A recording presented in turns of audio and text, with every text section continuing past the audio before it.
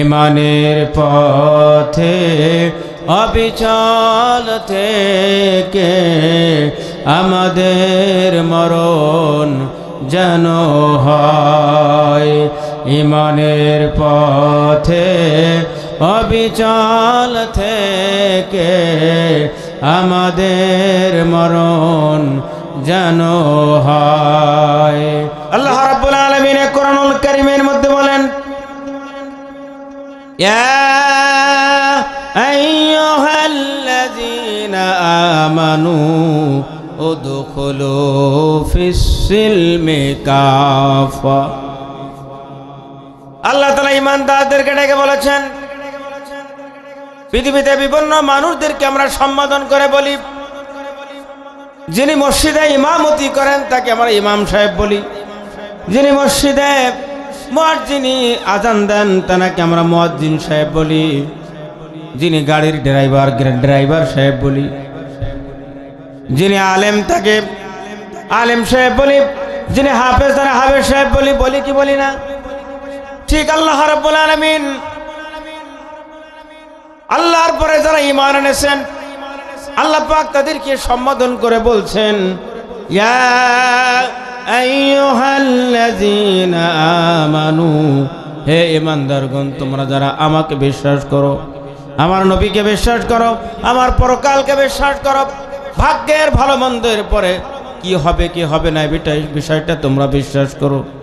তোমরা আল্লাহর নিয়ামত পেয়েছো, আল্লাহর নিয়ামতের আশায় তোমরা আছো, তোমাদেরকে আল্লাহ শক্তি দিয়েছেন, সকল বিষয়ে ঈমানদাররা বিশ্বাস করে। সেই ঈমানদারদেরকে আল্লাহ রাব্বুল আলামিন ডেকে বলেছেন, হে ঈমানদারগণ, উদখুলু ফিস-সিলমি কাফা। ঈমানদারগণ, তোমরা যদি ঈমানদার হয়ে থাকো তাহলে ইসলামের ভিতরে পুরাপুরি দাখিল হয়ে যাও, ইসলামের ভিতরে তোমরা পুরাপুরি প্রবেশ করো। ইসলামের কিছু অংশ মানবে আর কিছু অংশ অস্বীকার করবে, এটা ঈমানদারের চরিত্র হতে পারে না। কথা বলেন। একান্ত বন্ধুরা আমার, তাহলে আল্লাহ তাআলা বললেন ঈমানদারকে উদখুলু ফিস-সিলমি কাফা।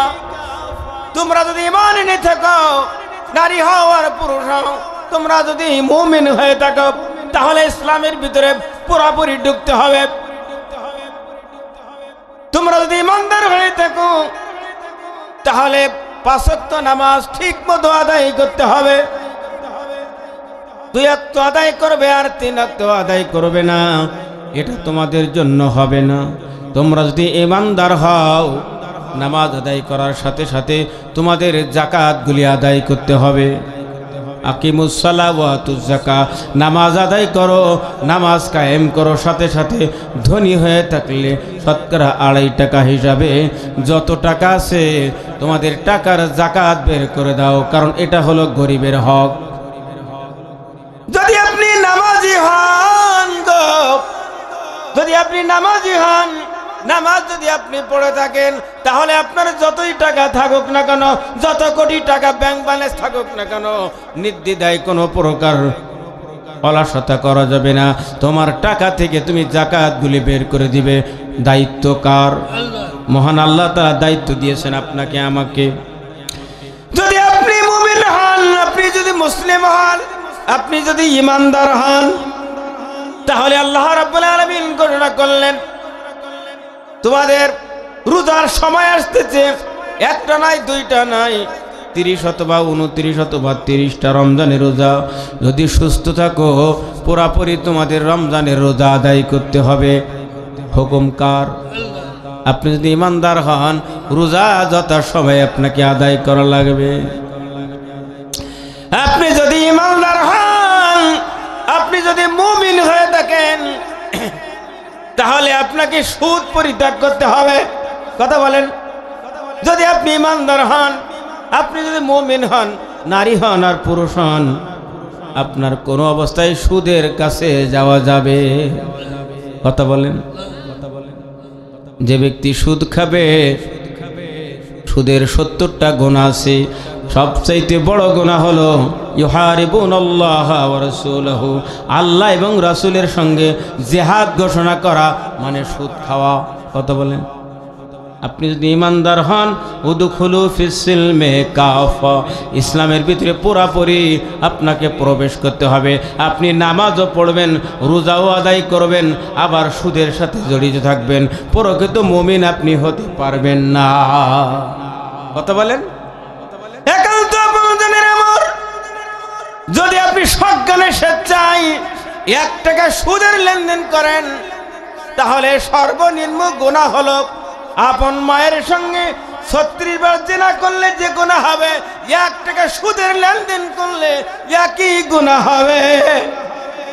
তাহলে আপনি নামাজি হলে, আপনি মুমিন হলে, আপনি ইমানদার হলে সুদ আপনার দ্বারা পরিচালিত হতে পারবে। ব্যাংকে সুদ আছে না নাই? কথা বলেন না কেন? বিমায় সুদ আছে না নাই? অফিসে দাঁড়াতে ঘুষ আছে না নাই? একান্ত আপন জানেন আমার, যদি আপনার অফিসে সুদ থাকে, ঘুষ থাকে, ব্যাংকে যদি সুদের লেনদেন হয়ে থাকে, তাহলে আপনি ইমানদার। আপনি ইমানদার হইয়া ইসলামের ভিতরে ঢুকতে পারলেন না, সুদও খাবেন আবার নামাজও পড়বেন।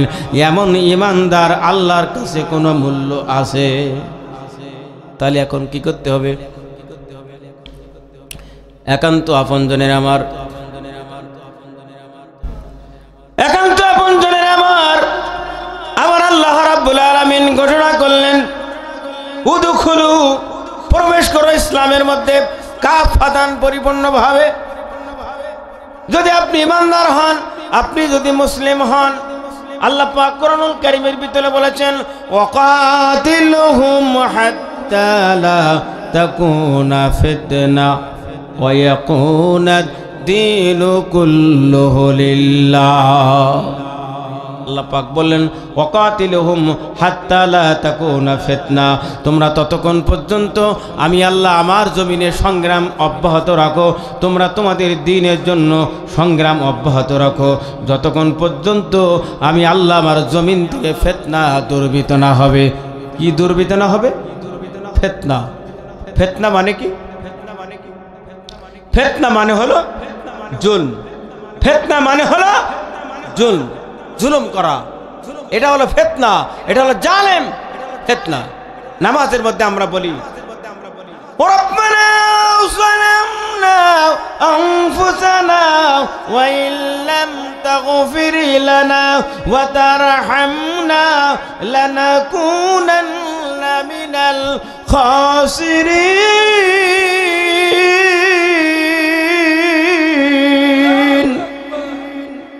আল্লাহ রাব্বুল আলামিন বললেন, ফিতনা হলো জুলুম, ফিতনা হলো অন্যায়, ফিতনা হলো মানুষের উপরে অত্যাচার করা, ফিতনা হলো মানুষের মধ্যে মারামারি বাধায় দেওয়া, ফিতনা মানে হলো সুদ, ফিতনা মানে হলো ঘুষ, ফিতনা হলো মানুষের জমির কাছে, আলীর কাছে যায়া আল কেটে নিজের মধ্যে ঢুকিয়ে নেওয়া, এটা হলো ফিতনা, এটা হলো জুলম। যদি আপনার মাটির জমি আছে, আরেকজন দিনী ভাইয়ের জমি আছে, যদি আপনার কোদাল দিয়া, লাঙ্গল দিয়া 1 বছর, 2 বছর, 3 বছরের মধ্যে যায়া, আল্লাহর নবী বলেন, যদি 1 বিঘা জমি কোনো ব্যক্তি অন্যায় করে অন্যের জমি নিয়ে নেয়, কিয়ামতের ময়দানে 7 তবক আসমান আর জমিন আপনার আমার কাঁধের উপরে চাপায় দিবে। নাউজুবিল্লাহ বলেন। আপনি যদি ইমানদার হন, তাহলে আলীর কানায় গেলে আপনার ব্রেন ঠিক রাখতে হবে, এটার নাম হলো মুমিন। এটার নাম কি? আপনি যদি ইমানদার হন, তাহলে আপনি যদি ব্যবসায়ী হন, তাহলে আপনি যখন ওজন দিবেন, ওজনে আপনি কম দিতে পারবেন না। কথা বলেন ঠিক কিনা? যদি আপনি ইমানদার হন, তাহলে আপনি তেলের মধ্যে, ডালির মধ্যে, তারপরে হলুদের গুঁড়ার মধ্যে আপনি ভেজাল দিতে পারবেন না। আমাদের সমাজে কিন্তু ডালি ভেজাল আছে, আলুই ভেজাল আছে, তেলে ভেজাল আছে, এমনি কায়দা বিভিন্ন জিনিসে ভেজাল আছে না নাই? মানুষকে অত্যাচার করে জুলুম করবার জন্য মাল স্টক করে রাখে, যখন দাম বাড়বে তখন বিক্রয় করবে। মানুষের মালের সংকট দিয়া মানুষের মধ্যে জুলুমকারী আছে না নাই? আপনি যদি ইমানদার হন, আমি যদি মুমিন হই, আমার দ্বারা, আপনার দ্বারা প্রতিবেশী, এলাকাবাসী, দেশবাসী কেউ জুলুমের শিকার হবে? কারণ মুমিন কোনো সময় মানুষের উপরে জুলুমকারী হতে পারেন। এখন তো আপন জানেন আমার, এজন্য আল্লাহ পাক বললেন ওয়ালা তাত্তাবিউ খুতুওয়াতিশ শাইতান ইন্নাহু লাকুম আদুব্বুম মুবিন।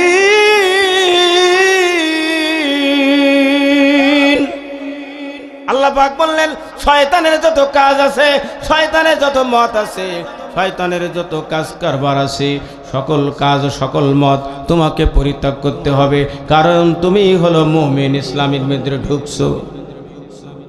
ওয়ান হারিসিল আশআরী রাদিয়াল্লাহু তাআলা আনহু قال قال رسول الله صلى الله عليه وسلم امركم بخمسين الله امرني بهن بالجماعه والسمع والطاعه والهجره والجهاد في سبيل الله وانه من خرج من الجماعه كيد شبر فقد خلع ربقة الإسلام من عنقه إلا أن يرجع ومن دعا بدعوى الجاهلية فهو ذو من جهنم وإن صام وصلى وزعم أنه مسلم رواه الترمذي।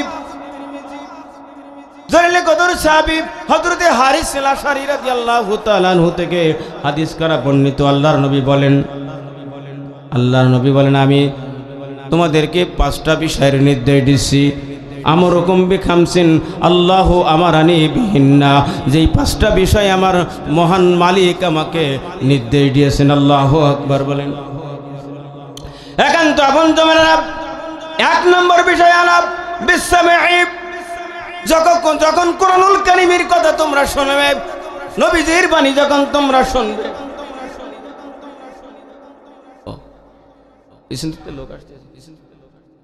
সম্মানিত ভাইরা আপনারা একটু পিছন থেকে একটু সামনের দিকে আসবেন ভাই।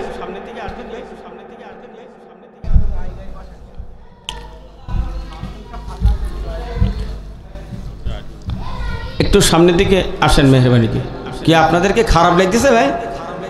আপনারা বলছিলেন খারাপ লাগে উঠে যাবো, কারণ কোরআন হাদিসের কথা তো। একটু আসেন সামনের দিকে আসেন মেহরবানি করে, একটু জিকির আল্লাহ, আমরা সবাই একটু জিকির করে আল্লাহ আল্লাহ বলতে বলতে মরণ যেন হয়। আপনি একটু জিকির করেন না, একটু করেন ভাই, জবান আল্লাহ দিয়েছেন। আল্লাহ আল্লাহ বলতে বলতে মরণ যেন হয়, মরণ কালে জবানে জানো, মরণ কালে জবানে জানো কালে মানসিব হয়। আল্লাহ আল্লাহ বলতে বলতে মরণ যেন হয়। একান্ত আপনজনের আমার যে কথা আমি বলছিলাম, আপনি আমি ইসলামের মধ্যে পুরোপুরি দাখিল হতে হবে, ইসলামের মধ্যে পুরা ঢুকতে হবে। ইসলামের ভিতরে আপনি আমি যদি পুরা ঢুকতে না পারি, আপনার আমার জীবনে আমল কোনো কাজে লাগবে না। আল্লাহ পাক বলেন আফাতুমিনুনা বিবাযিল কিতাবি ওয়া তাকফুরুনা বিবায فما جزاء من يفعل ذلك منكم إلا خزي في الحياة الدنيا ويوم القيامة يردون إلى أشد العذاب। الله رب العالمين বললেন দুনিয়ার মানুষ শোনো, ইসলামের কিছু অংশ মানবে আর কিছু অংশ মানবে না, এটা তো হবে না। মুমিন যদি আপনি হন, ইসলামের মধ্যে পুরোপুরি দাখিল হতে হবে। আমার আল্লাহ পাক বলে দিলেন সূরা আল বাকারার 85 এবং 86 নম্বর আয়াতে আল্লাহ বললেন আফাতুমিনুনা বিবাদিল কিতাবি ওয়া তাকফুরুনা বিবায। মুমিন হিসাবে, ইমানদার হিসাবে, মুসলিম হিসাবে ইসলামের কিছু অংশ তোমরা মানবে আর কিছু অংশ তোমরা পরিত্যাগ করবে, তোমরা অমান্য করবে। যেটা তোমাদের জন্য সুবিধা, যেটা তোমাদের জন্য মানা সহজ, এটা তোমরা মানবে। অনেকে আছে নামাজ পড়তে চায়, নামাজ পড়তে চায়, কোনো সমস্যা নাই, কিন্তু দেখেন মুয়াজ্জিন সাহেব আযান দেয় মসজিদে, মুয়াজ্জিন সাহেব আযান দেয় আল্লাহু আকবার আল্লাহু আকবার। মসজিদে মুয়াজ্জিন সাহেব আযান দিয়ে দেয়, 5 ওয়াক্ত আযান দিয়ে দেয়, এই আজানের অর্থ কি জানেন? আমরা মেজার পার্সেন্ট আজানের অর্থ বুঝি না। আল্লাহু আকবার বলে আল্লাহ মহান, আল্লাহ শ্রেষ্ঠ। আপনি যখন ব্যবসায় যাবেন, আল্লাহ যদি শ্রেষ্ঠ হয় তাহলে আপনি ওজনে কম দিতে পারবেন না, মালের মধ্যে ভেজাল দিতে পারবেন না, মানুষকে ঠকাতে পারবেন না। কাপড়ের ব্যবসা যারা আছে, ভাই আপনার কাপড় কত দাম? বলে আল্লাহর কি এই কাপড়টা 260 টাকা দিয়ে কেনা, কিনেছে 200 টাকা, 60 টাকা সামনে রেখে একখান কিরি মেরে দিছে। কত বলেন ঠিক কিনা? এরকম ব্যবসায়ী আছে না নাই? বাজদা বাজারে নাই। আল্লাহু আকবার।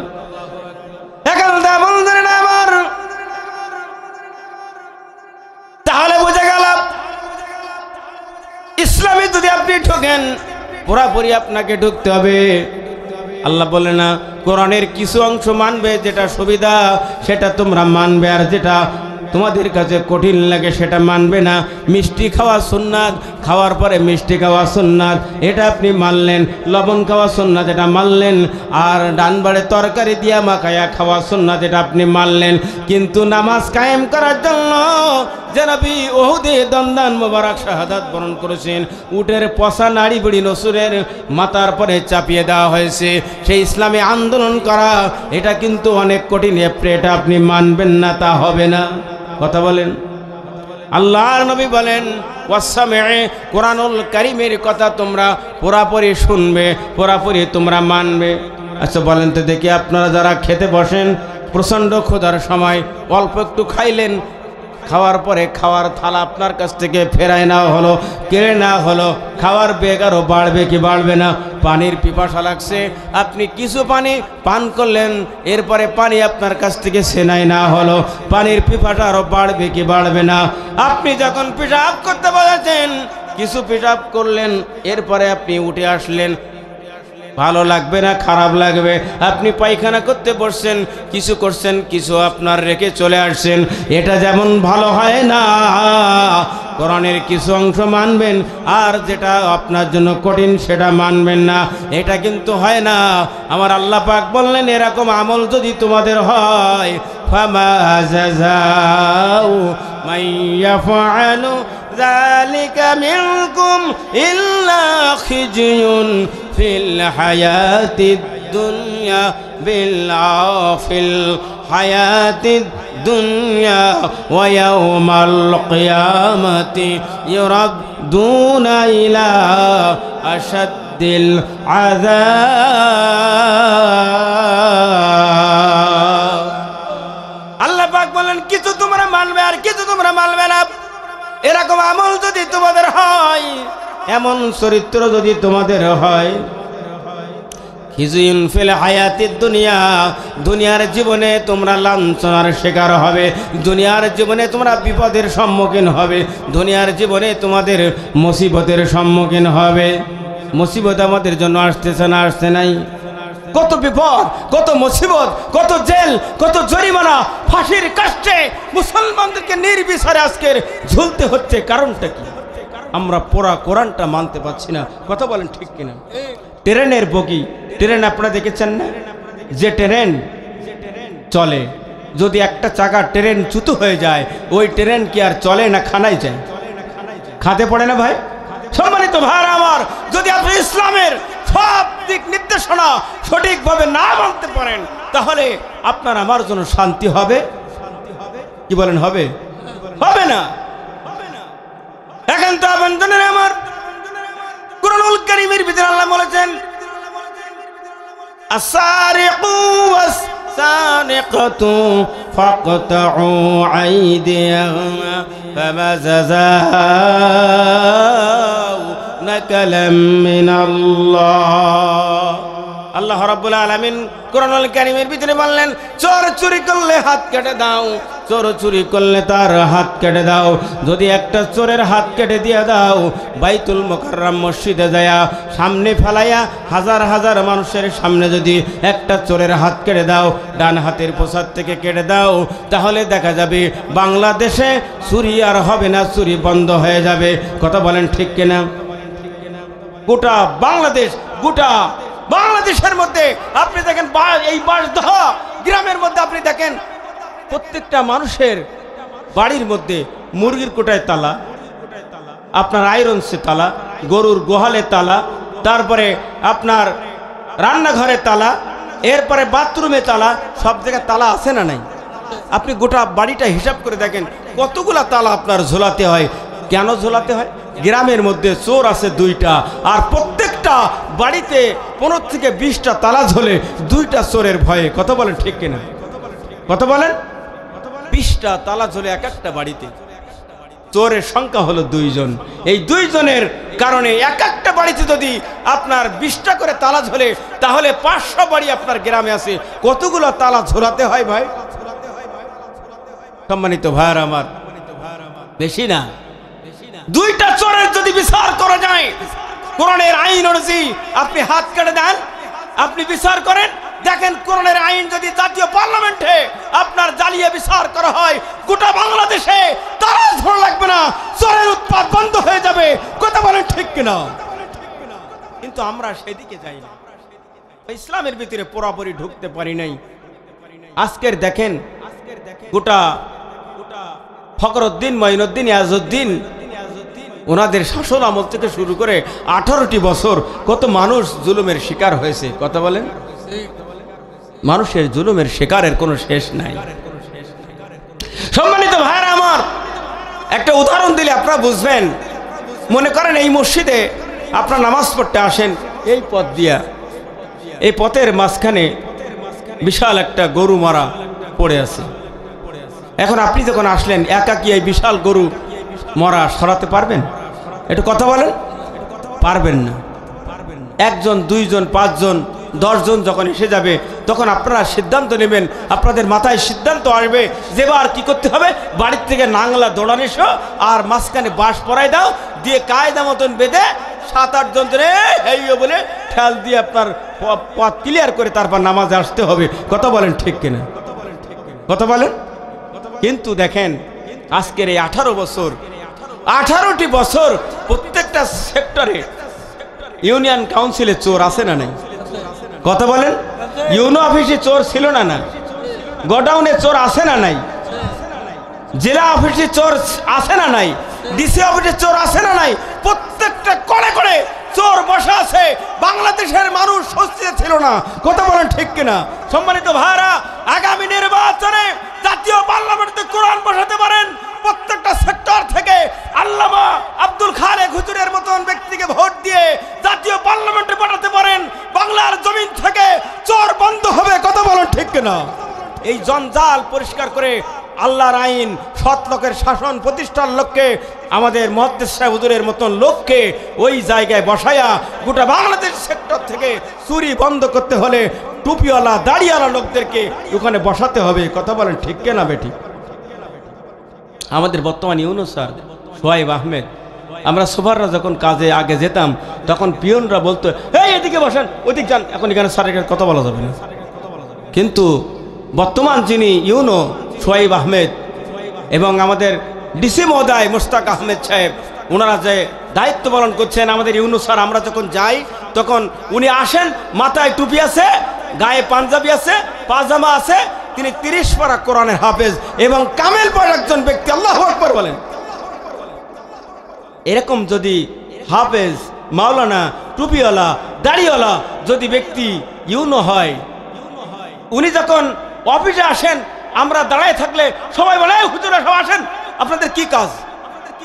একটা টাকা করে দিন ঘুষ নেয় না, ডেকে যাবতীয় ফাইল সই করে দেয়। কোনো মানুষ প্রতারণার শিকার হয় না, কারণ তিনি একজন হাফেজ, তিনি একজন আলেম। চিৎকার দিয়ে আল্লাহু আকবার। তাহলে এই সমস্ত সেক্টরে যদি ভালো ভালো লোক না বসানো যায়, বলেন তো দেখি মানুষ কি শান্তি পাবে? তাহলে এই লোক বসাতে হলে সম্মানিত পারে, এই যে আলো জ্বলে, আমি যদি ফু দিতে যাই, এটা কি পাসবে? আপনারা সবাই মিলে যদি ফু দেন, পাসবে? ইমাম সাহেব ফু দিলে কি পাসবে? ডক্টর ইউনুস সাহেব ফু দিলে মনে হয় পাসতে পারে নাকি?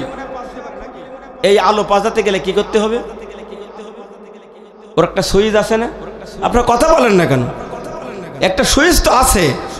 এই সুইচ যদি আপনি অফ করে দেন, তাহলে আলো অফ হয়ে যাবে। গোটা মাহফিলের আলো কিন্তু যে সুইচ থেকে আসছে ওইটা অফ করে দিলে বন্ধ হয়ে যাবে। সম্মানিত ভাইরা আমার, গোটা বাংলাদেশের আলো যদি আপনি নিভাতে চান তাহলে কুষ্টিয়া ভেড়ামারা ওখান থেকে এই বিদ্যুতের সুইচ বন্ধ করে দিলে গোটা বাংলাদেশের আলো বন্ধ হবে। কথা বলেন ঠিক কিনা? এইটা যদি হয় তাহলে আল্লাহর কোরআন বক্তারা কত ওয়াজ করে, আল্লাহর কোরআনে কথা বক্তারা বলে না? সম্মানিত ভাইয়েরা আমার, বক্তারা কোরআনের কথা বলে ঠিকই, এই কোরআনের সুইচ কোথায়? আরশে আজিমে। কোথায়? আরশে আজিমে কোরআনুল কারীমের এই সুইচ। কোরআনুল কারীম যদি আপনি জাতীয় পার্লামেন্টে বসাতে পারেন আর মুহাদ্দিস আব্দুল খালেকের মতো এরকম কমপক্ষে 151টা এমপি পাঠাতে পারেন, জাতীয় পার্লামেন্টে যখন কোরআনের সুইচ আলো জ্বলবে, গোটা বাংলাদেশের কোরআনের আলো জ্বলবে কি জ্বলবে না? কথা বলেন। তাহলে মুহাদ্দিস সাহেব হুজুরের মতো লোককে ভোট দিয়ে জাতীয় পার্লামেন্টে পাঠে কোরআনের আলো জ্বালাতে হবে। কথা বলেন ঠিক কিনা? আজকের কোরআনের সুইচ বন্ধ করে দেওয়ার জন্য আল্লামা সাইদি সাহেব হুজুরের মতো লোককে ইনজেকশন দিয়ে পুশ করে হত্যা করা হয়েছে। কথা বলেন ঠিক কিনা? আপনাদের মাথায় আনতে হবে। মাওলানা রফিক ভাই বলছিলেন যদি দ্বিতীয়বার এই চান্স আপনারা ভুল করেন তাহলে আবারও আমাদেরকে কঠিন জুলুমের শিকার হতে হবে। কথা বলেন ঠিক কিনা? এজন্য আল্লাহ রাব্বুল আলামিন বলেন,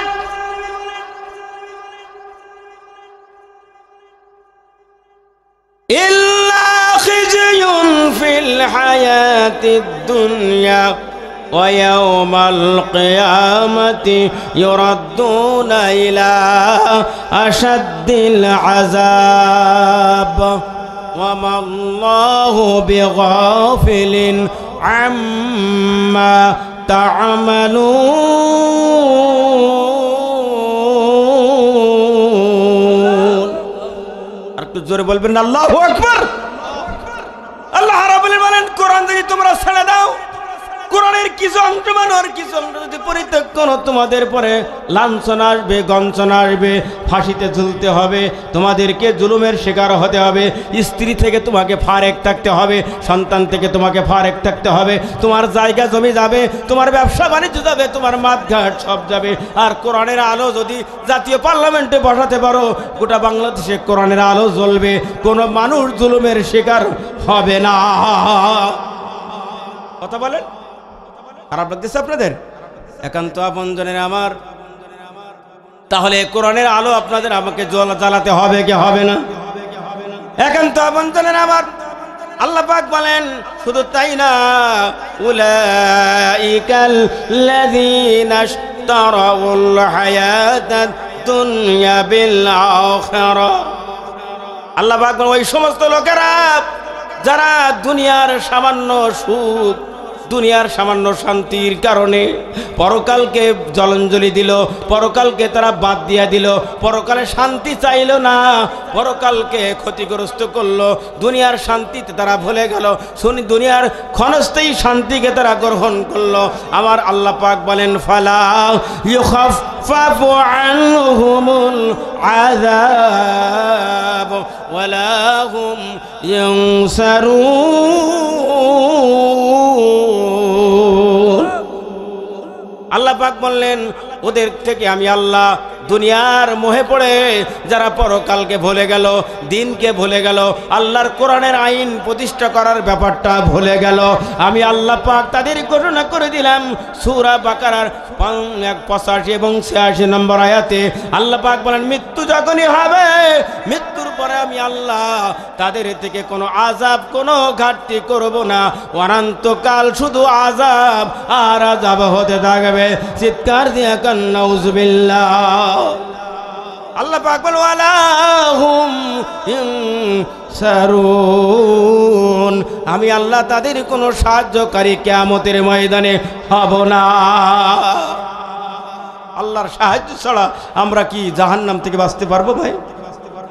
কথা বলেন, পারবো না। তাহলে দুনিয়ার সুখ শান্তিকে ভুলেছে পরকালকে আপনাকে আমাকে অগ্রাধিকার দিতে হবে। এখন যেমন জানেন আবার আল্লাহ পাক বলেন, ওয়ানফিকু মিম্মা রাযাকনাকুম মিন ক্বাবলি আইয়াতিয়া আহাদাকুমুল মাউত ফায়াকুলা রাব্বি লাউলা আখখারতানি ইলা আজালিন করিব। আল্লাহ পাক বললেন দিন বাঁচায় রাখতে হলে মসজিদ বাঁচায় রাখতে হবে, মাদ্রাসা বাঁচায় রাখতে হবে, আলেম ওলামা বাঁচায় রাখতে হবে, আল্লাহর কোরআন তোমাকে বাঁচায় রাখতে হবে, তাহলে আল্লাহর জমিনে দিন বেঁচে থাকবে। এজন্য আমার আল্লাহ পাক বলেন ওয়ানফিকু মিম্মা রাযাকনাকুম মিন ক্বাবলি আইয়াতিয়া আহাদাকুমুল মাউত, যতক্ষণ তোমাদের মৃত্যু না আসবে, যতক্ষণ আজরাইল তোমাদের এই কণ্ঠের কাছে না আসবে, মৃত্যুর আসার আগ পর্যন্ত তোমরা আল্লাহর জমিনে দিন কায়েম করবার জন্য তোমাদের সম্পদ থেকে আল্লাহর রাস্তায় একটু ব্যয় করতে থাকো।